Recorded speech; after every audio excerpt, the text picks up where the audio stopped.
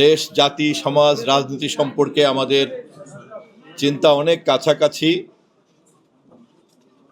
এবং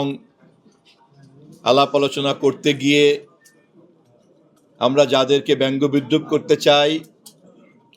সে বিষয়ে আমাদের নিশানা যেহেতু এক, এবং আমরা যাদেরকে শ্রদ্ধা করতে চাই, মিত্র হিসাবে গ্রহণ করতে চাই, ইতিহাসে সেই সকল চরিত্রগুলি সম্পর্কে যেহেতু আমাদের ঐক্যমত আছে, সে কারণে আমরা আমাদের নিজস্ব সময়কে অনেক সুন্দরভাবে কাটে। আমাদের মাতৃতুল্য নেত্রী দেশনেত্রী বেগম খালেদা জিয়ার যখন তিনি ডেপুটি প্রেস সেক্রেটারি ছিলেন, তখন তার কক্ষটি ছিল আমাদের একটা নির্ভরযোগ্য অপেক্ষা করার জায়গা, যেখানে আপ্যায়ন এবং পছন্দের আলাপ, হাস্য, কৌতুক সবই ঠিকমতো চলত, এবং অবশ্যই মারুফ কামাল খান সেখানে মধ্যমণি ছিলেন। তিনি যে চুটকিতুল্য বই লিখেছেন এবং নিজেই বলেছেন, ফেসবুকে তিনি একটা চুটকির সিরিজ লিখতে শুরু করেছেন, অ্যানেকডট, যার বাংলা করলে বোধহয় চুটকি দাঁড়ায় না, ছোট অথবা ছোট গল্প অথবা আপনার ছোট ছোট সত্য কাহিনী, এরকম কিছু একটা। তো সেই ধারাবাহিকতাতেই তিনি তার স্মৃতির ভান্ডার থেকে রাজনীতির সদরে অন্দরে যা যা লিখেছেন, সেখানে অনেক চরিত্র এসেছে, অনেক ঘটনা এসেছে, অনেক পরিস্থিতি এসেছে,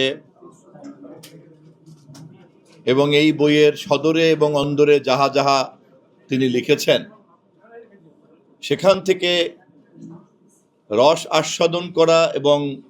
সেখান থেকে জ্ঞান আহরণ করা দুটোই নির্ভর করবে পাঠকের উপরে। কোন পাঠক কোন মাপের চশমা দিয়ে বই পাঠ করছেন এবং কতটা গভীর মনোযোগ থেকে বইটা পাঠ করছেন, এবং তার নিজের ইতিহাস জ্ঞান কতটা প্রসারিত, তার উপরেই নির্ভর করবে মারুফ কামাল খানের এই রাজনীতির সদরে অন্দরে বইয়ের পাঠক প্রিয়তা। কিন্তু লেখার ধরনটা এমন,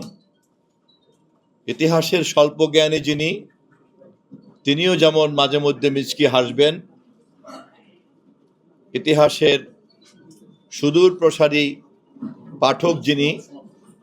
তিনিও অনেক লব্ধ হবেন।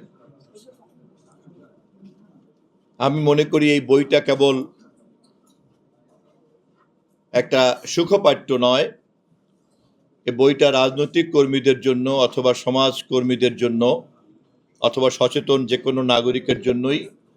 সংগ্রহে রাখার মতো একটা দলিল। আমি সেই কারণে আমাদের এই বইয়ের লেখককে আপনাদের